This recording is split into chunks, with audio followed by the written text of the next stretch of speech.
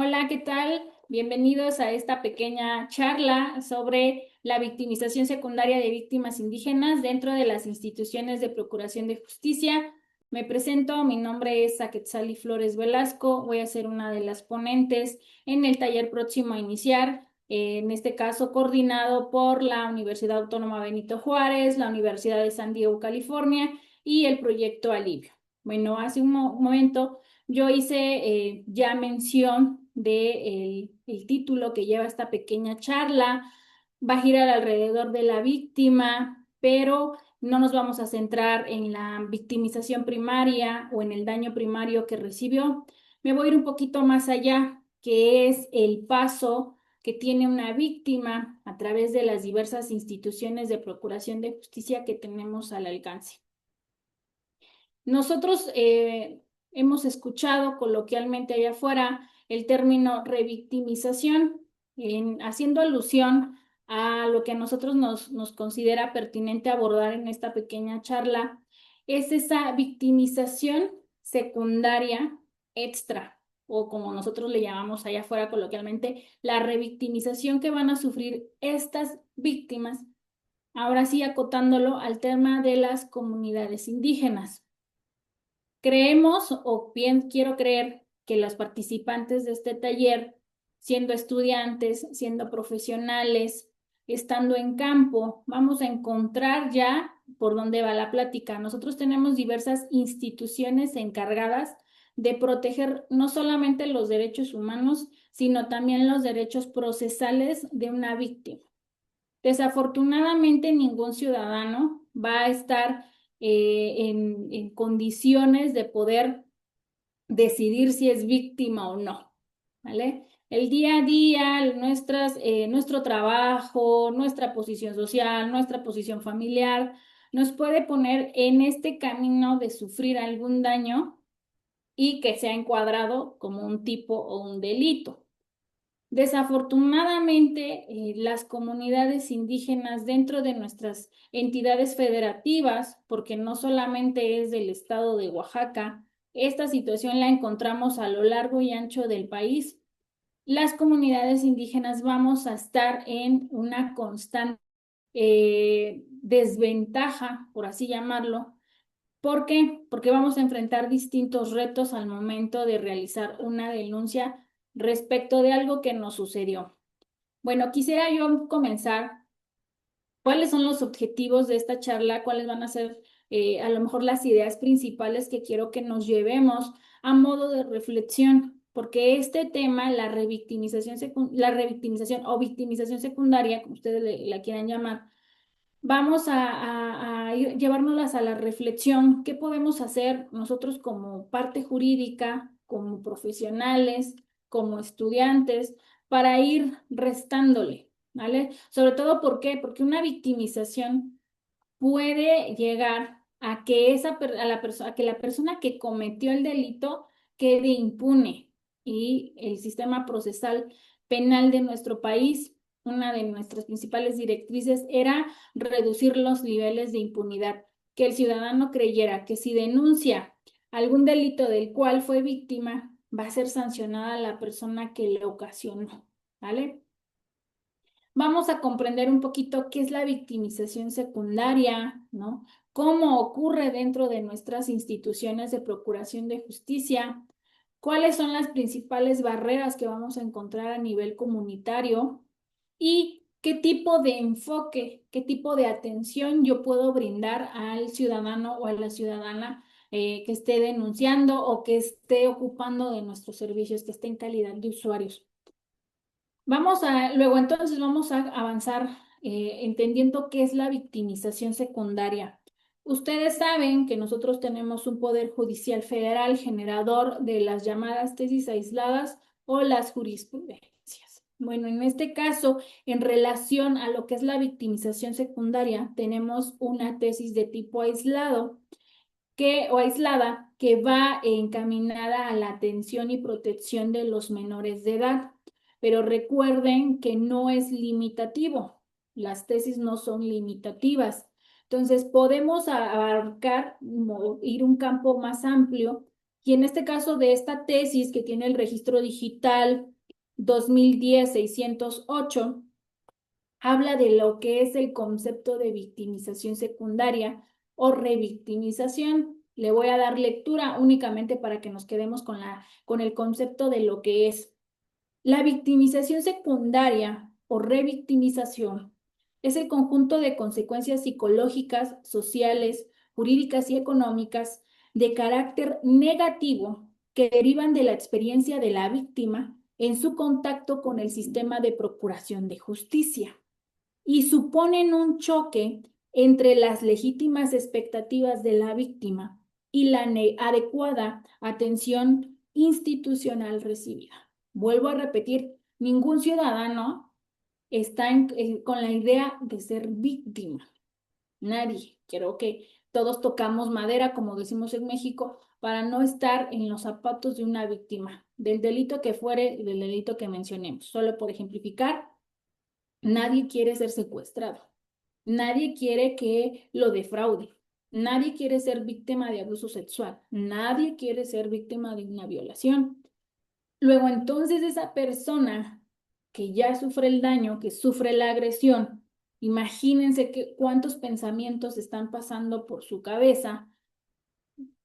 Como cualquier víctima, lo primero que va a desear es tener al agresor detrás de las rejas, ¿no? Que reciba su castigo, porque para eso están entonces las instituciones encargadas de impartir justicia.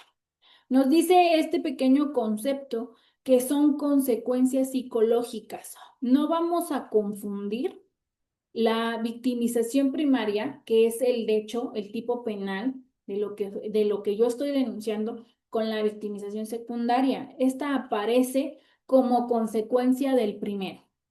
Nos está hablando de que estas consecuencias son de diversa naturaleza, psicológicas, sociales, jurídicas, económicas, como parte de la experiencia que la víctima está pasando y que entra en contacto con un sistema de justicia, ¿vale? Entonces, desde aquí podemos ir acotando. Una víctima ya sufrió una lesión, una agresión, un daño, denuncia o se acerca con alguna institución y a partir de ahí podemos entrar en el estudio de si es o no victimizado de manera secundaria. Entonces, tenemos pues que esta victimización es el daño adicional que va a sufrir una víctima debido a la institución, a la atención sobre todo, ¿no? De la institución de una manera inadecuada. Bueno, creo que todos hemos participado, estando presentes, muy probablemente, a lo mejor los alumnos ya acudieron a sus primeras prácticas. En la Fiscalía General del Estado podemos encontrarnos con un maltrato, ¿no? Podemos encontrar a personas, todos somos seres humanos, pero podemos encontrar a fiscales que se encuentran de mal humor, ¿no? Que los tocamos a la hora de los alimentos, que viene a lo mejor de un día conflictuado, entonces nos someten a maltrato. A la discriminación. Desafortunadamente, pues nuestro país y nuestra entidad federativa no está eximido de estas prácticas de discriminación. Creo que si hacemos una encuesta de los que vamos a ver este video, la gran mayoría hemos recibido o tenemos tenemos la idea de haber percibido una conducta discriminatoria, ¿no? La burocracia, si bien es cierto, el sistema penal acusatorio nace por esta burocracia lenta, ¿no? Pausada, que venía arrastrando con el sistema anterior, nos muestra una esperanza el sistema penal y nos dice, la situación va a cambiar, se están actualizando algunas situaciones, las maneras de atender a la víctima. Sin embargo, seguimos embarcados con la burocracia, ¿no? Con el papeleo. Entonces, pues creo que algunos de los profesionistas que podemos estar viendo el video vamos a entender que existe, al menos en la entidad federativa de Oaxaca, esta burocracia muy marcada, ¿no? En las fiscalías lo primero que nos dicen, ¿es un delito grave o es un delito que amerita querella? ¿No? Y la atención no va a ser la misma. La falta de información, tanto en la víctima como a veces en los profesionistas, ¿no? Carecemos de esta empatía, carecemos de ponernos en el zapato de la víctima que nos está yendo a pedir iniciar su carpeta de investigación, presentar una querella, presentar una denuncia. Y a veces nosotros, por esta misma ignorancia, por esta misma falta de profesionalización que podemos llegar a tener en las instituciones, le damos una inadecuada atención al usuario. Y desde luego la indiferencia. Creo que el sistema penal o el área penal a los profesionistas jurídicos, pues de cierta manera nos va deshumanizando, ¿no? Nos va quitando como pues sí, esta empatía que podemos llegar a tener por un usuario que está siendo víctima de X delito, ¿no? Entonces, hasta aquí vamos a entender qué es la victimización. Bueno, es este daño adicional que va a traer la víctima por, en este caso, a manos de las instituciones encargadas de la impartición o procuración de justicia. Yo estoy poniendo únicamente el ejemplo de la fiscalía, pero pues no es la única institución, la única área en donde nosotros podemos ser revictimizados, ni tampoco quiero que si hay algún ministerio público que nos esté escuchando lo tome de manera personal, ¿no? Pero pues sabemos dónde inicia, dónde arranca operaciones, una carpeta de investigación, ante quién la formalizamos, que en este caso vendría a ser la fiscalía, pero eso no implica, por ejemplo, el área de servicios periciales o el mismo poder judicial puede encargarse, puede estar presto a victimizar secundariamente a una víctima. Ahora, ¿por qué lo estoy acotando a las comunidades indígenas en específico o en esta charla me acoto a nuestros pueblos originarios? Bueno, pues porque tenemos conocimiento, ¿no?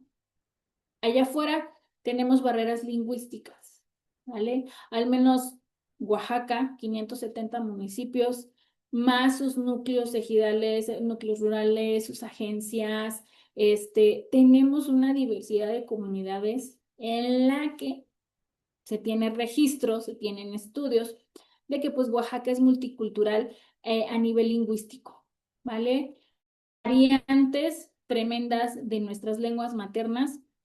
Entonces, estas barreras, el hecho de que una persona provenga de una comunidad en la que se habla una lengua originaria, llega a la fiscalía, llega a periciales o llega al juzgado, pues se puede encontrar con esta barrera, ¿no? Entonces, a partir de aquí se nos establece a nivel constitución, a nivel normas federales, a nivel normas locales, que nosotros tenemos que ir rompiendo con este tipo de barreras, ¿no? Como lo es nuestra lengua materna. Sin embargo, estamos también amarrados de mano, atados de mano. ¿Por qué? Porque imagínense, al menos para el estado de Oaxaca, se hace muy complicado atender a una víctima que no hable español y que se haga necesario su atención a través de un intérprete. Entonces, una de las principales situaciones por las que podemos ser revictimizados vendría a ser nuestra barrera lingüística. La discriminación. Creo que como mexicanos tenemos un gravísimo problema con nuestro origen, con reconocer que nosotros venimos de pueblos originarios. Entonces, tenemos un tema con nuestro color de piel, tenemos un tema con nuestra estatura, tenemos un tema con mi localidad de origen, ¿no? Entonces, sumando estos puntos y si el personal que está atendiendo no tiene un criterio imparcial y rebasado, es decir, que no esté basado en prejuicios, la atención no va a ser la adecuada y podemos incurrir en actos discriminatorios. La desigualdad social en pleno 2026, creo que discutir, ¿no? Sobre el estatus económico, una importancia sobrevalorada que le están dando en nuestro país o que se le da a nuestro país es la persona a la que estoy atendiendo tiene ingresos, tiene recursos o no los tiene, ¿vale? Y pareciera que hay instituciones que clasifican a ciudadanos de primera, de segunda, de tercera. Entonces, este trato discriminatorio basado en tu situación económica también lo vamos a encontrar con nuestras víctimas indígenas.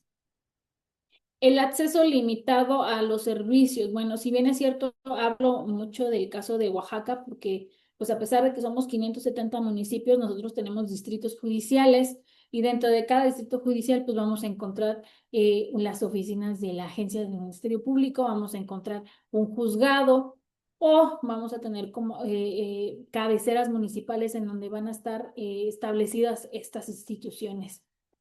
¿Qué pasa con una víctima, ¿no? Que es de una comunidad indígena alejada, que no se le hace fácil bajar a lo mejor a la cabecera a denunciar, ¿no? A presentar su denuncia formal, que no va a tener para los pasajes para acudir a su valoración a periciales, que mucho menos va a tener el recurso para ahora sí, para llevar todo su proceso penal, que no va a tener los recursos económicos suficientes para llegar a una audiencia de debate. Todo esto va revictimizando también a nuestra víctima indígena. Y otro de los puntos que yo diría que afectan a la atención que se le brinda a las comunidades indígenas es el desconocimiento de nuestros derechos. Nosotros a lo mejor como pertenecemos al mundo jurídico legal, pues tenemos visión de nuestros derechos y de nuestras obligaciones. Pero en una comunidad indígena está un poco complicado que cada uno de los ciudadanos esté al día con su catálogo de derechos. Máxime cuando estamos hablando del área penal. Les vuelvo a repetir, nadie está con la idea de que hoy voy a ser víctima de un delito y hoy me tengo que saber todos mis derechos. Entonces, muchas de las personas que llegan a denunciar a la fiscalía van pues sin pleno conocimiento de cuáles son los derechos que le corresponden, de acuerdo a la atención que le brindó el Ministerio o Público o la Ministerio Público, es que se queda con esa idea de que eso es el acceso a la justicia. Podemos tener una mala interpretación de lo que nos está diciendo, de lo que nos está narrando, del hecho que está denunciando. Podemos también nosotros brindar una inadecuada atención, generar a lo mejor un vacío probatorio, ¿no? O sea, a lo mejor nosotros hubiéramos puesto un poco de más de atención, entenderíamos que este caso necesita tales periciales y no estas. Entonces, estas barreras a las que he hecho, de las que he hecho mención, pues van mermando, van limitando a nuestras comunidades indígenas y se van a ver reflejadas en una mala integración de carpeta de investigación. Si esa mala carpeta de investigación llega a judicializarse, pues con lo que se inició es con lo que vamos a terminar. Pudiéramos a lo mejor auxiliarnos de la investigación complementaria para aportar más pruebas, medios de prueba en este caso, pero si seguimos doliéndonos de esta falta de atención hacia la víctima, pues no vamos a integrar una carpeta, va a llegar el tema del debate y en el debate, pues el agresor o la agresora, pues pueden obtener una sentencia que los ponga en libertad. ¿Cuáles son las principales formas de victimización secundaria? Hace un rato yo les comentaba cuál era el concepto que nos daba, ¿no? El Poder Judicial de esta situación. Vámonos allá un poco, no siendo tan técnicos, voy a resumir a lo mejor con palabras más sencillas. ¿Cuáles son estas principales formas que va a enfrentar una víctima a nivel secundario? Tenemos en nuestras comunidades indígenas o tendemos a hacer lo siguiente, que es cuestionar el relato de la víctima, ¿no? Creemos que la persona que no nos está hablando correctamente el español, bueno, en este caso que se hace necesario el uso de un intérprete, le puede estar abonando al hecho, le puede estar quitando, entonces cuestionamos el relato de la víctima, ¿vale? Nosotros en la Ley General de Víctimas tenemos un principio que es la buena fe. Se parte que de lo que la víctima te está relatando es lo que le sucedió. Hacer repetir varias veces los hechos en materia de denuncia. En delitos sexuales no somos cuidadosos. Imagínense una víctima de violación generando el relato más de 3 veces, más de 4. O que ese relato lo esté brindando sin la asistencia de un psicólogo, alguien que refuerce en este momento su salud emocional, que le permita a lo mejor decirle al Ministerio Público o establecerle al Ministerio Público de qué fue víctima y el cómo fue víctima. La negación de los intérpretes. Vuelvo a repetir, por la situación geográfica, social de nuestro estado, pues se hace un poco complicado contar con intérpretes de todas las variantes de nuestras lenguas originarias. Sin embargo, atendiendo a la situación como lo es una denuncia de un delito, que puede ser no grave o grave, se hace necesaria el auxilio de un intérprete. Creo que los profesionistas que estamos en la práctica podemos entender un poco lo complicado que es conseguir un intérprete. Sí, tenemos varias instituciones en la entidad federativa, algunos cuentan con peritos, intérpretes, así le llaman, que nos van a estar auxiliando. Sin embargo, ya en la práctica y en lo personal les puedo compartir que se nos ha complicado muchísimo auxiliarnos de intérpretes. No se nos ha permitido tener intérpretes originarios de las comunidades. Créanme que las personas originarias de esa comunidad que hablan su lengua materna son los que menos nos quieren colaborar. ¿Por qué? Porque conocen a la víctima, conocen al agresor o a la agresora, no quieren tener problemas, nos van a poner miles de pretextos y los entiendo. Pero ahí entra la labor de los profesionistas. Una, de asegurar que esa persona, ese intérprete, no va a ser molestado a lo mejor por la agresora o por el agresor, ¿no? Establecer que solamente es un auxilio. Personalmente me he encontrado con comunidades en las que se ha representado dentro del proyecto Alivio a intérpretes que han tenido temor de acudir a una audiencia de debate, porque como bien se los menciono, ellos me dicen a mí, voy a regresar a mi comunidad, puedo enfrentar problemas, son mis vecinos, van a pensar que yo declaré, a pesar de que yo nada más estoy mencionando ante ustedes lo que me está diciendo la víctima. Entonces, esta falta de intérpretes o ausencia de intérpretes nos puede generar a nosotros conflictos, sí. Una, podemos alargar el proceso años, que es lo que tuvimos en Alivio, la atención de una víctima, que el proceso penal se tardó prácticamente 8, 9 años en llegar a debate porque no encontrábamos intérpretes. Se tuvo que hacer necesaria la explicación al tribunal de enjuiciamiento del por qué se había alargado este debate casi 8, 9 años, ¿no? Con un peritaje antropológico de la comunidad, de sus ideas tan arraigadas y de este temor que presentaban los diversos intérpretes, porque tuvimos alrededor de 5 intérpretes.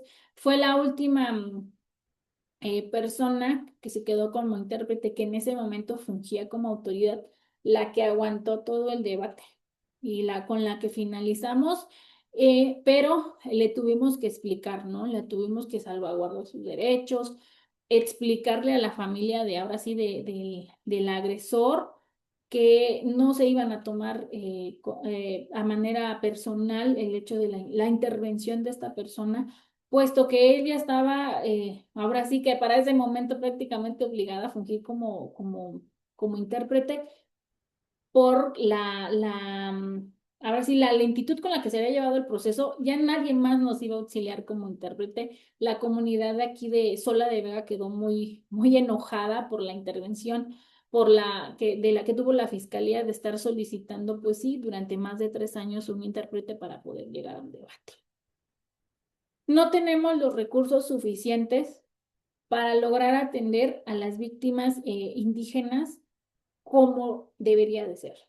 Y esto creo que se palpa no solamente en Oaxaca, a nivel entidad, a nivel federal, perdón, de que nosotros podemos encontrarnos con fiscalías rezagadas, con periciales rezagadas, con causas, en este caso ya judicializadas, rezagadas. El recurso que nosotros podemos tener, dependiendo de la institución a la que pertenezcamos, pues es limitado.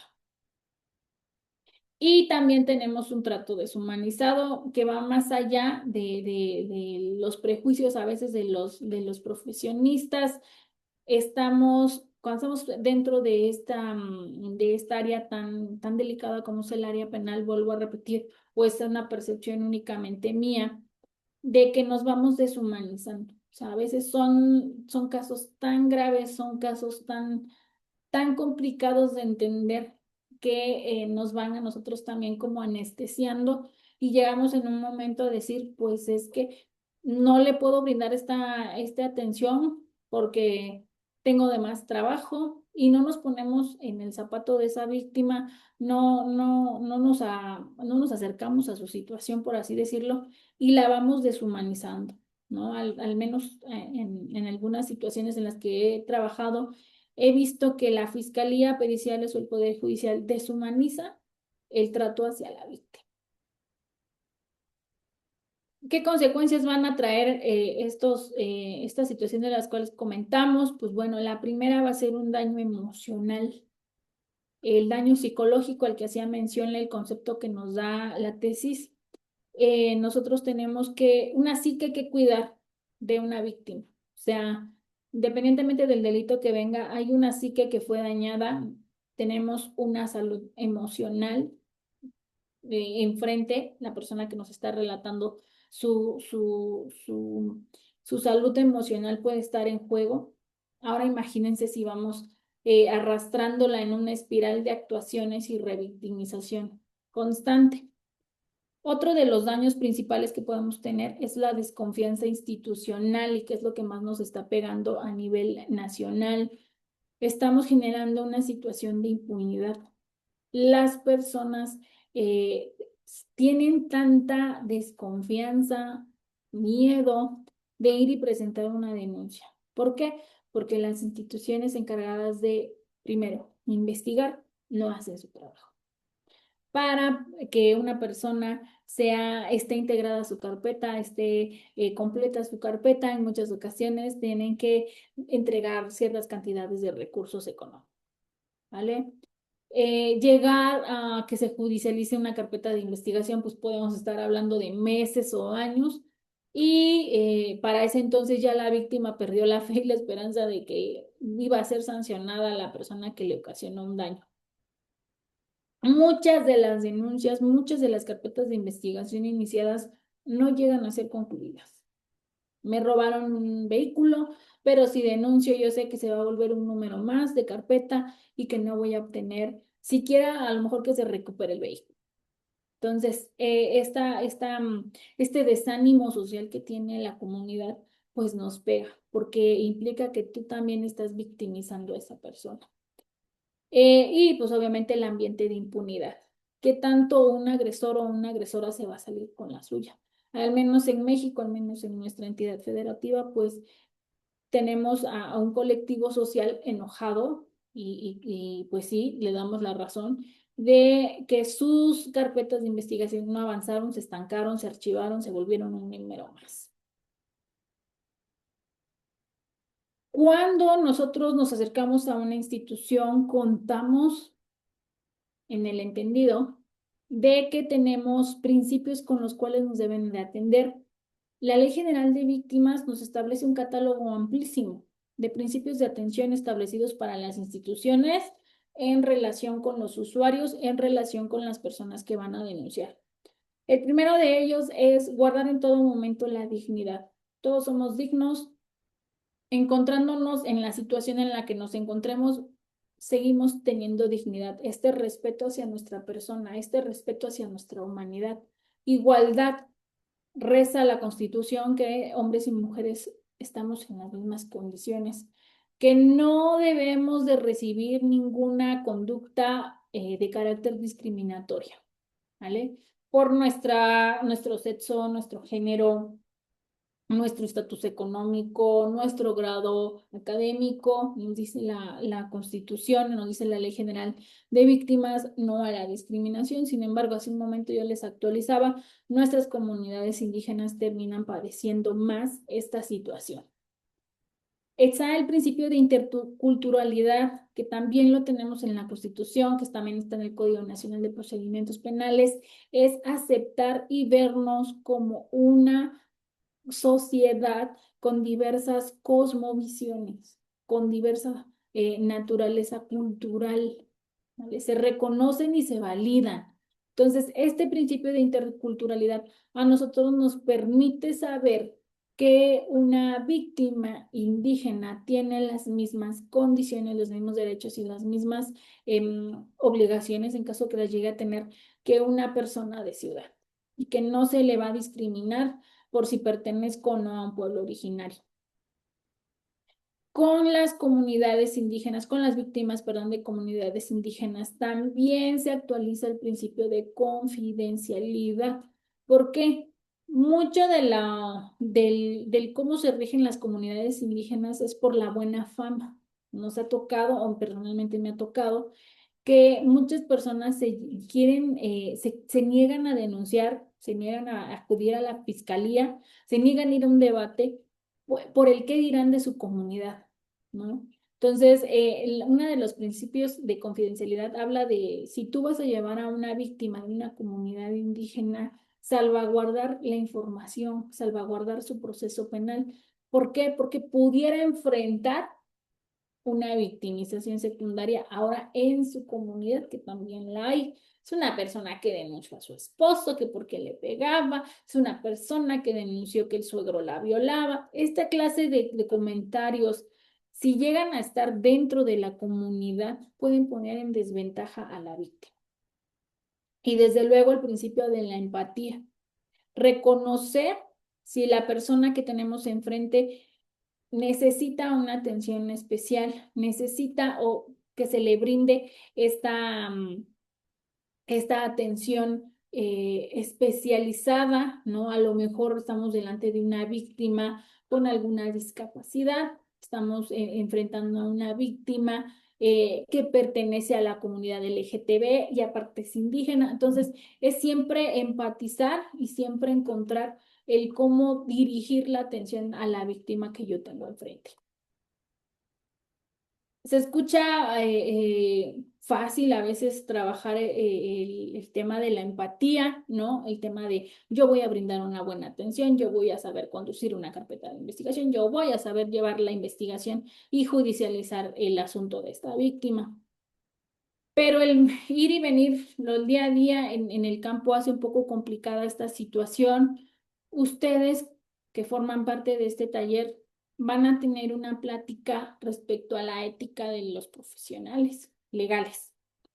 Y se relaciona mucho con este tema de la victimización, porque cuando nosotros tenemos ética, tenemos una práctica forense en nuestro trabajo, ¿no? Sabemos escuchar activamente, sabemos dirigir, ¿no? Los comentarios, las palabras de la víctima, ¿no? Sabemos qué es lo que nos está tratando de informar. Entonces, esta escucha activa a nosotros nos permite avanzar. Si nosotros sabemos respecto a nuestro trabajo, si estamos capacitados, si estamos a lo mejor, tuvimos diplomados, tuvimos maestría, tuvimos especialización, vamos a saber explicarle a la víctima de qué va el proceso penal y en dónde estamos o dónde estamos arrancando, ¿vale? Sabemos expresarnos, sabemos entablar una conversación con ellos en lenguaje sencillo, ¿no? En algo que no les produzca a ellos estos pensamientos intrusivos de miedo, ¿no? De, ay, si avanzo con la denuncia, si avanza la investigación, si llego a debate, ¿no? Respetar el origen cultural que nosotros tenemos, reconocernos también forma parte de este ejercicio de con qué me identifico, con qué comunidad me identifico.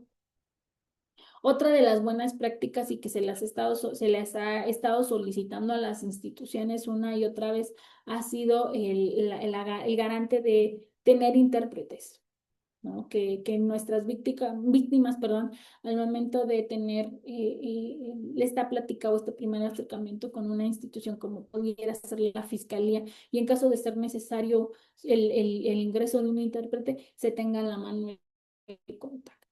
Y que también las comunidades en muchas ocasiones nos faciliten. Pero ¿cómo vamos a hacer que una comunidad esté en condiciones de saber, en cualquier momento yo puedo ser intérprete? Bueno, haciéndoles saber, poniéndoles de conocimiento qué es el proceso penal en nuestro país y cómo lo estamos llevando a cabo en nuestro estado, ¿vale? Para que vayan dejándole de temer al hecho de que participen como intérpretes dentro de un proceso penal.